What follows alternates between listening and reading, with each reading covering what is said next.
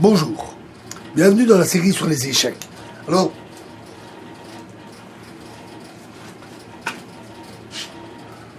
nous passons au concept de temps et d'espace. Alors, les concepts de temps, donc gagner du temps ou perdre du temps dans une partie, ou gagner de l'espace pour cette pièce, sont des concepts typiquement stratégiques.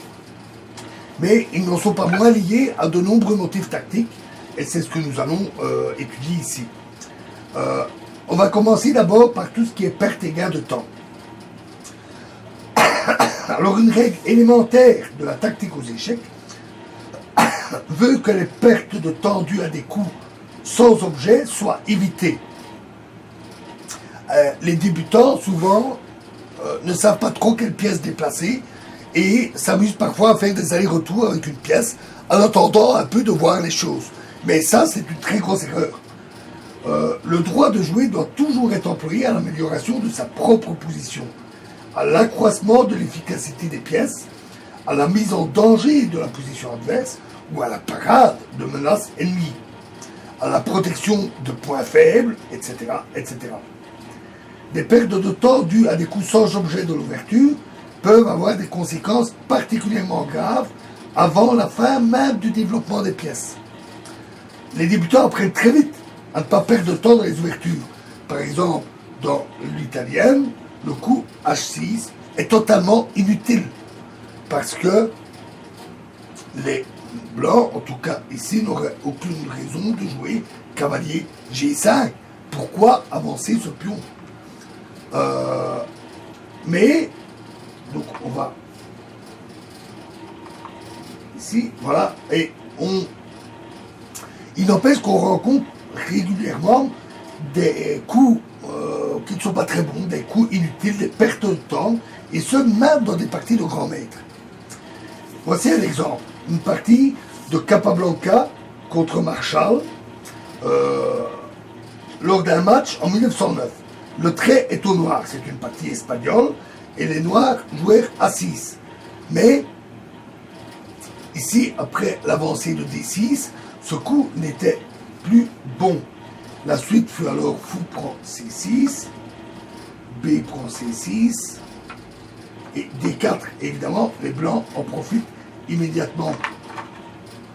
E prend D4, cavalier prend D4, fou D7, et tour E1. Alors, donc je disais que ce coup était une perte de temps, car dans ce système, la partie espagnole avec le pion D qui avait avancé, qui est la défense Steinitz, les blancs échangent plus tard volontairement en C6. Par exemple, donc remettons, et donc après tour E1, ici, les blancs ont une position particulièrement forte. Alors revenons à cette ouverture espagnole.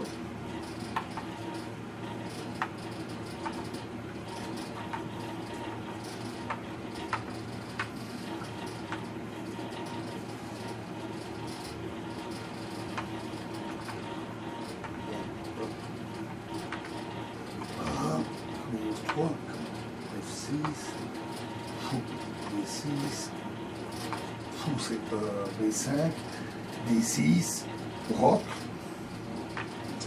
Et comme je disais, il était inutile de vouloir forcer l'échange parce que les blancs le font fréquemment. Par exemple, sur fou D7, D4, cavalier F6, cavalier C3, fou E7, tour E1, E prend D4, cavalier prend D4, roc, et fou prend C6, B prend C6, qui cette fois-ci donne une ouverture tout à fait correcte pour les deux parties. Et même, donc on va revoir une autre variante.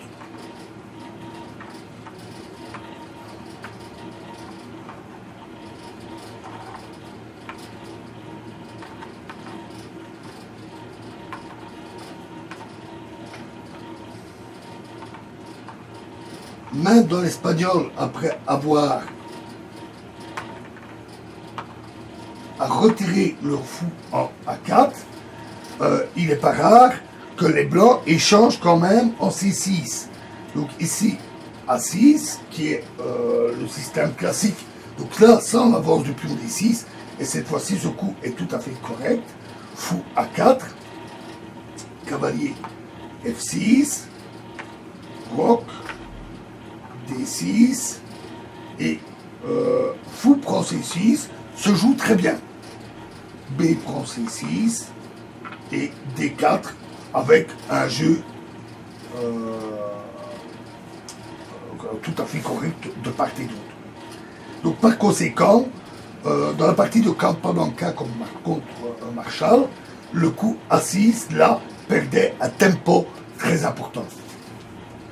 Voilà, nous verrons un autre exemple dans la prochaine vidéo. Je vous remercie.